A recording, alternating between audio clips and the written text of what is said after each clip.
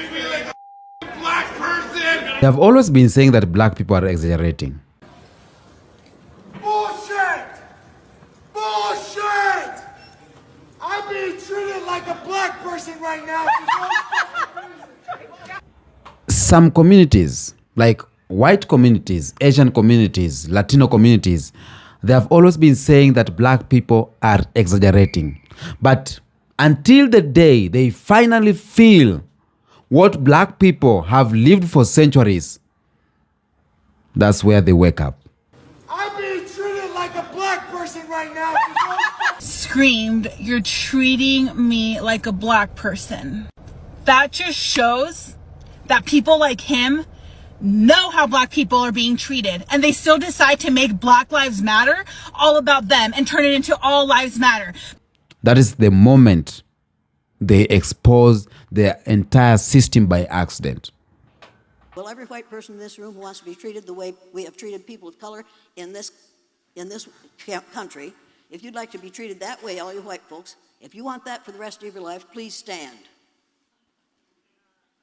I come here today to talk about how I feel, and I feel like that we are treated differently than other people, and I don't like how we're treated, and just because of our color doesn't mean anything to me. Grand Rising, kings and queens from Africa and across the ocean. I love you and I honor you so much, and I thank you for showing up today. Let's rise together. Now, brothers and sisters, let me start with something simple. White people know how black people are treated. Latinos, Asians, they know how black people are treated. But you know what? They just pretend that the system is fair. But until the day the system turns on them, and when it does, you see something powerful. You saw what happened with Somali community. You have seen what happened in the Latino community.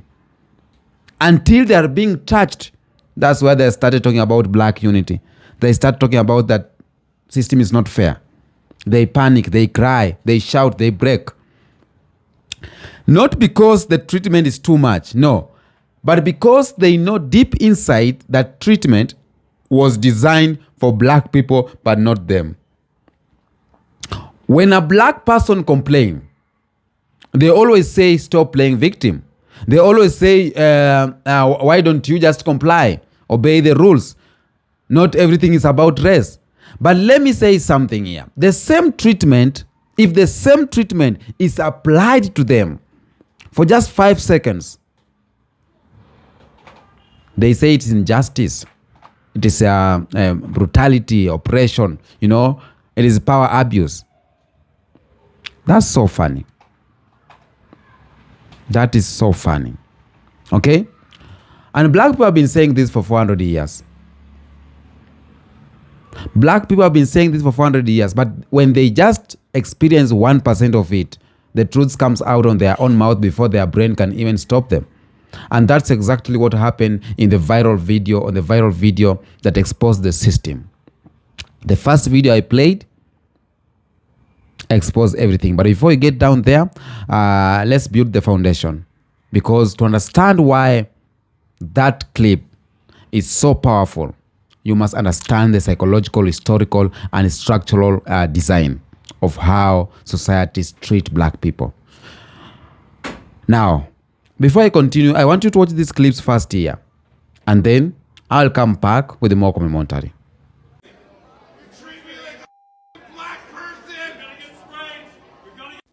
Once again, they know.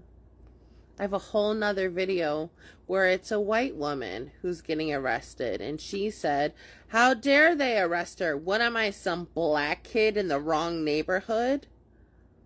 They know. They've always known. They have to know because they're the ones that invented the system.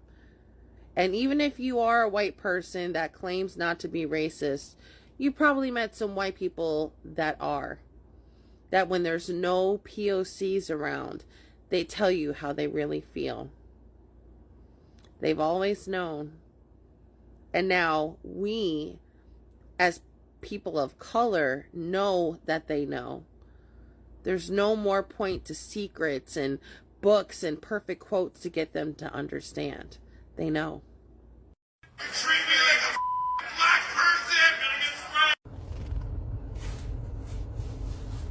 How's he being treated like a black person? I'm genuinely confused. Exactly what's happening that would happen to a black person. Bullshit! Bullshit! I'm being treated like a black person right now. See, I'm at the point where I legitimately cannot tell if this is satire or not anymore. Is this satire? I need some context on this whole situation. Like, I need information. Because there is a legitimate chance that this is 100% real and not satire at all. Treat me like a black person. I don't even know how to approach this. He literally screamed, "You're treating me like a black person." That just shows that people like him know how black people are being treated, and they still decide to make Black Lives Matter all about them and turn it into All Lives Matter. But All Lives Matter doesn't seem to apply to black people, does it? And another thing, this guy actually did a terrorist attack on our Capitol. He deserved to be handled and treated like that. Black people get treated like that sometimes just for walking down the street and being black because they look suspicious. Why do they look suspicious? Because of the color of their skin. And that's how they get treated. And this guy's screaming like a fucking baby, "Oh, you're treating me like a black person." So you feel like you should be treated better than a black person? Is that what you're saying? Because you're white? Or you guys don't see how fucked up that is? I truly believe that those white people that are like, black people are always playing the race card, they always have this victim mentality, are saying this because they don't notice racism firsthand. And a big reason for why they're not noticing it is because they don't surround themselves with black people. Their environment is all white, or maybe a token black friend or two. But if you're not consistently surrounded by black people or having black people that you are close to, you won't be constantly put into situations where racism is just constantly around you and you can't deny it. So just having that thought process just shows how whitewashed your world is. And even if you are around black people a lot, if you're not noticing this is because they are not close to you. They're not near and dear to your heart for you to actually care.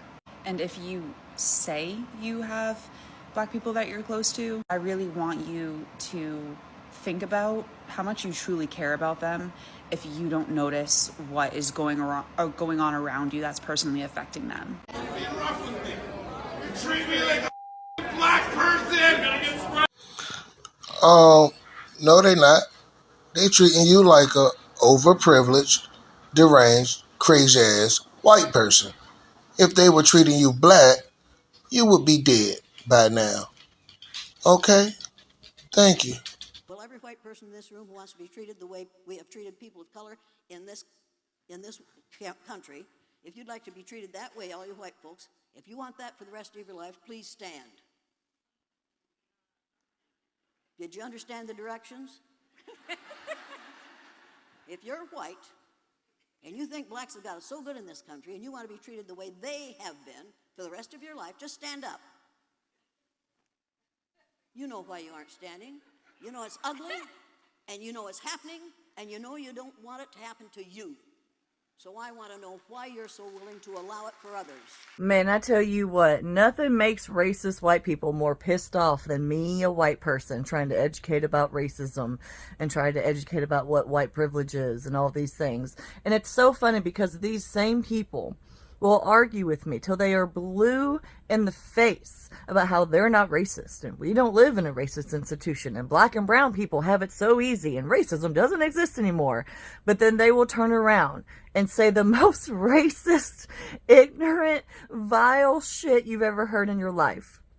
The disconnect is amazing. And this is why I make content like this, because it's so important, because we do live in a racist institution and we are all raised in racism as white people. This is simply a fact. And the crazy part about it is every one of us knows this.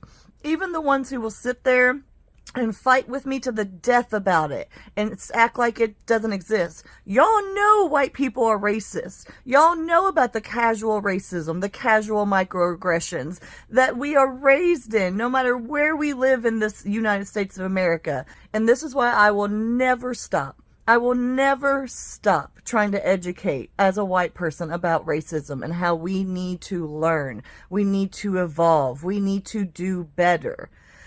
It's almost as if they feel like admitting to a racist institution or admitting to racism makes them this evil, terrible person. And so they would rather double down than to grow and be a good person. And that's so bad, because all that says to me is that you have a small mind and a cowardly soul. And I wish better for you than that, truly, because everything in your life will get better when you stop being so ignorant. The Black community has long suffered under the weight of systemic racism and discrimination. As white people, it is our responsibility to use our privilege to support and uplift the Black community. Here are a few ways that we can be better allies. Listen and learn. We need to listen to Black voices and experiences without interrupting or dismissing them. We should educate ourselves on the history of systemic racism and the ways that it continues to impact the Black community today. We should seek out resources, books, and documentaries that help us understand the issues. Next, speak up. We should use our privilege to speak up against racism and discrimination. We should challenge racist comments and behaviors, even if it's uncomfortable. Silence that which perpetuates racism. We should support Black-owned businesses in our communities. We should advocate for policies that support economic justice and equity. Donate to Black-led organizations. Financially support Black-led organizations that are working to address systemic racism and inequality. It can be done through regular contributions or contributing to certain campaigns and initiatives. We should also use our platforms for good as white people. We have access to platforms and audiences that the Black community may not have.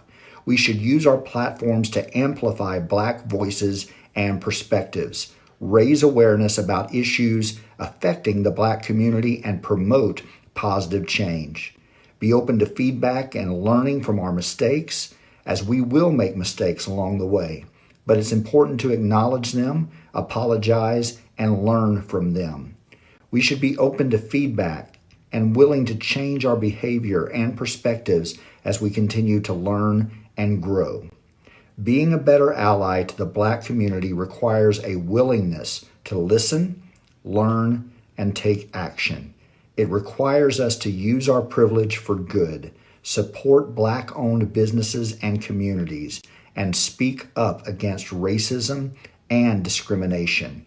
It's up to all of us to work towards a more just and equitable society. And being a better ally is an important step. If you like the content and benefit from it, give me a follow. Yeah, I've heard quite a few people say that they are afraid of being treated the way that we get treated, and that is scary to them.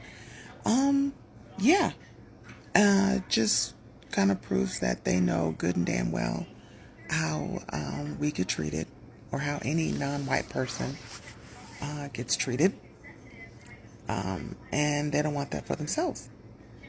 Or they feel that we will retaliate once they, become the minority. So, very fearful. And, sounds about right to me.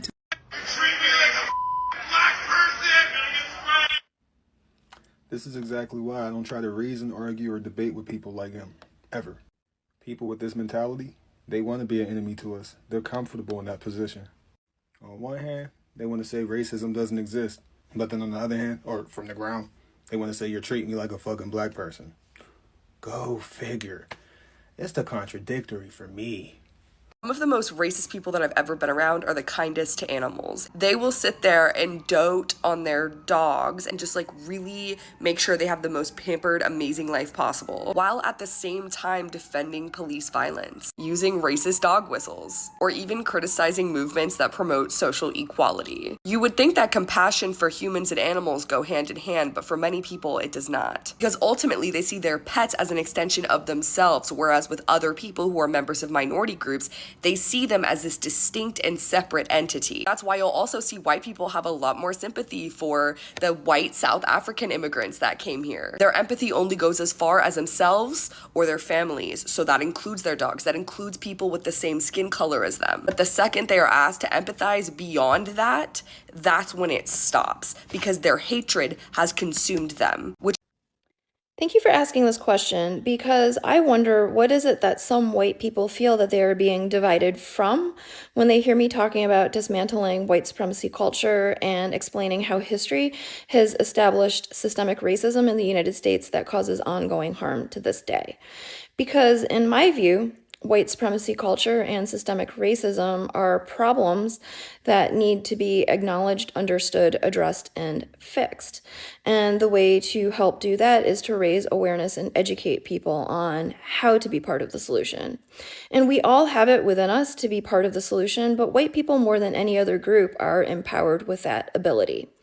So that leads me to believe that the white people who feel that my content is creating division feel divided because they do not want to be part of the solution.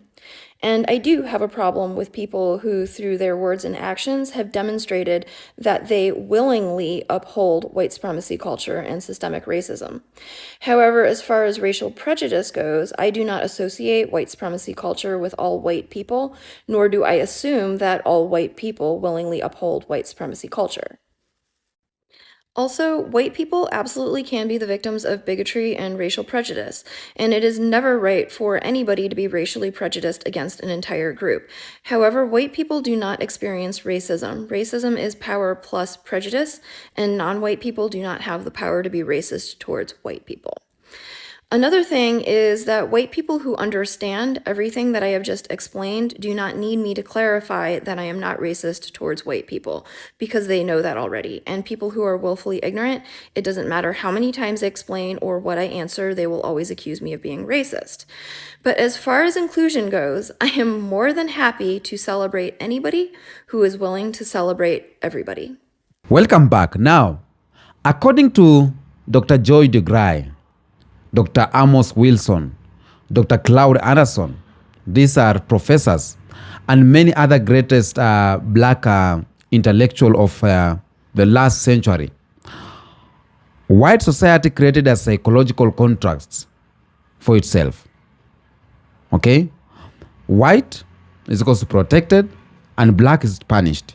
You have seen that video. The videos where this white guy is saying that he is being treated like a black person. You know, how are black people being treated? They know. Okay? Now, when you look at slave patrols, that were early police. When you look at Jim Crow, that was a legalized oppression. Redlining was economic exclusion. When you look at mass incarceration, was modern control. Right now, stop and frisk is normalized harassment. Media stereotypes is a psychological programming right now. So every system was built on one underlying assumption that black people deserve harsher treatment. And guess what? White people know this. And this is why when a white man is handled by police, he expects gentle treatment. He expects explanations. He expects apologies. He expects respect and options. But when a black person is handled by police, white society expects something else. Immediate compliance, zero emotion, zero question, zero mistakes, zero humanity, you know. And this is why when they finally get the treatment that black people get, something inside them snaps, okay? Because the system betrayed the contract, okay? Black people suffering is very normalized. And there is this professor called Michelle Alexander. is the author of the new Jim Crow, explains that white society has normalized black suffering to the point that they no longer see it as injustice. They see it as a natural order. And this is why white outrage only activates when something meant for black people finally touches white skin. Examples: when opioids hits white suburbs, suddenly addiction become a health crisis. When police killed unarmed white men, suddenly police reforms become a national conversation. When gun hits white schools, suddenly gun control was urgent. Okay? But for decades, the same suffering was called bad culture on black people. The same suffering was called laziness, was called personal responsibility, and it was called black on black crime. It was never structural until it hits them.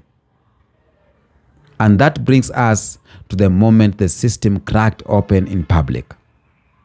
A white man is being treated by police or restrained by police, not beaten, not brutalized, not choked, just restrained. But in his mind, that was already too much, because that treatment was meant for him. On another video, a white man being escorted to his flight, saying he's being treated like black people. They scream. Why did he scream? Why did he say that you are treating me like a black person? Right there, in that one sentence, you are treating me like a black person, the whole world was exposed. Because this was not a black person saying. This was not a professor, not an activist, not a politician. This was a white man acknowledging that there's a different treatment reserved for black people, and I don't want to be part of it. I don't want part of what black people are going through. So he exposed the system for 5 seconds.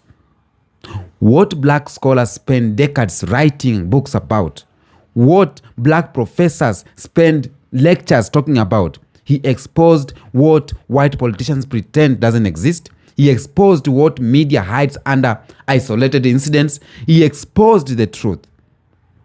White people knows the system is racist. They just don't care until it touches them. And that is why this moment was historical. For me, I think so. Because he didn't sleep. He confessed. You are treating me like black people. He didn't lie. He just told the truth that white people never say out loud. Now, why white fear shows the system is real?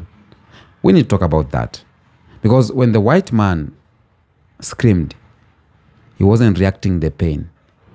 He was reacting to the fear of experiencing what black people experience every day. Okay? Psychologists call this threat of status laws. And Dr. Michael Kimmel explained that white men fear black treated like minorities because they know exactly what minorities go through, and they know the treatment is unfair. Okay? White men fear being treated like minorities because they know how minorities are being treated. White fear is not fear of oppression. It is the fear of becoming equal to the oppressed. Let that sink in. You know, they are not afraid of injustices. They are afraid of being treated like black people. Because deep down they know this. The system is violent. The system is discriminatory. The system is biased. The system is built to punish black people. They know that. And that is why a single moment of rough handling triggered a full meltdown. Don't treat me like a black person. That's not fear. That is confession. Okay? White people are conditioned from a young age to believe that they are treated better because they deserve it, and that black person are treated worse because they caused it. And this message is embedded in something. It is embedded in school textbooks, in movies, in new channels, in political speeches, in jokes, in stereotypes, in policies, you know. So when the system suddenly treats a white man with the same suspicion and force used on black people, his brain panics.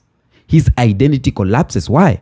Because the system has taught him that this is not supposed to happen to you. Okay? And the fact that they did happen means that the system malfunctioned, means that the system has betrayed them. And he vocalized the error code. And that is why that clip I played is not just funny, but it is historical significant. Okay? Now, what black scholars have been saying for decades, have been saying for years. For example, Dr. Amos Wilson said that white fear of black equality explains white panic when treated like black people. James Baldwin said, if you think I exaggerate, ask any white man how he feels being treated like a black man. So Baldwin predicted like the moment we have seen there. Okay? He predicted that. So when black people came across those clips, and that's why I played some reactions, nobody was shocked. You have seen videos, some people are laughing, some are shaking their heads. And finally, I'm saying they are admitting it because we know as black people, black Americans to be precise, those black people in America or in Europe, they know how they get pulled over. They know how they get followed in stores. They know how they get assumed guilty. They know how they get punished harder. So when a white man finally stepped into their world just for 10 seconds, the truth exploded out of him like a confession under pressure. Okay? So this moment or this videos matters to us black people, and it matters to black unity. Okay? Because black people often think that maybe they are gaslighting themselves, maybe things are changing. But then a white man, that white man gets treated like black people just for one moment and screams out his life, not because of actual danger, but because he knows the reputation of how black people are being treated. And this is a proof. It's a proof that black people are not imagining things. The world knows exactly what happens to black people. And this moment should thus strengthen our unity and not weakening it. It should wake us. It should wake black people up. It should wake African up, not to calm black people down. Okay? This moment or this video should remind black people that they must stand together. We must stand together. We must protect each other. We must build our own system, and we must refuse to let anyone tell us that we are making it up. Okay? Even their own mouths have confirmed the truth. So we are not imagining things. That viral moment there is evidence that it's evidence in conversation, in debates, in political discussion, because white confession has always held more weight in their system than black testimony. It is sad but true. When black people say it, they will say stop playing victim. But when white people say it, they will say maybe they need reform, maybe something is wrong. So this movement is powerful because it exposes hypocrisy, it validates black experience, it breaks the myth of equality, it proves systematic bias, it removes the mask. That white man didn't speak from politics. He did not speak from emotions, he spoke from fear. The most honest human emotion I have seen in that video. Okay? And fear never lies. You know that. So a message to black people worldwide. My kings and queens, we are living in a time where white people are accidentally revealing the truth. They are coming out making videos too, some of them. Some of them are just determined to say the truth. They are tired of this. Yeah? The white Gen Zs are tired of living in something like this. Okay? So they are scared. They are confused. They are losing control. They see the diaspora uniting. They see Africa awakening. They see black consciousness rising. And every time the system treats them like how they treat black people, their reaction tells us everything.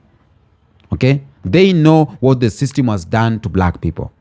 They just never expected it to catch up on them, And this is the moment as black people, we use the truth in their own words to strengthen our movement. Okay?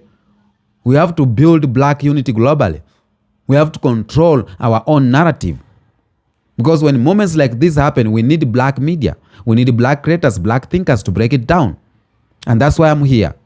Okay? That's why Kenyan Beast is here doing it now. I'm breaking that video down because it's not just a normal video. It's a video, a 10-second video, but speaks volumes about black people. It confirms what black people have been saying. It confirms the experience of black people. It confirms that the system is there and it's against black people. It confirms that white people have been receiving better treatment than white people.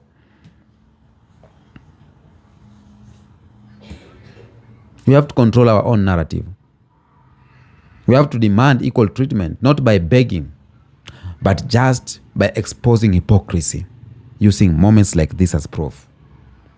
Let's strengthen black communities economically. Teach our children the truth. It matters a lot. Teaching our children the truth matters a lot. Okay? Not the watered down version, the biblical and etc., etc. The truth. The real truth. The one the white man exposed for us. How they treat us. Let's support black business and the creators and never let anyone gaslight you again. Because right now, you have seen evidence. You have evidence. Their own words, their own reaction, their own confession. They know the system is racist and they have proven it to you and to us. Okay? So, kings and queens, that white man did not just panic or just shout. He opened a door white society tried to keep locked forever. He admitted the system is unfair. He admitted black people are treated differently. He admitted everything they said that black people are imagining is true. He exposed the system by accident, and now the world can never unsee that. I love you so much. Stay powerful, stay united, stay awakened. I am the Kenyan Beast. I'm out.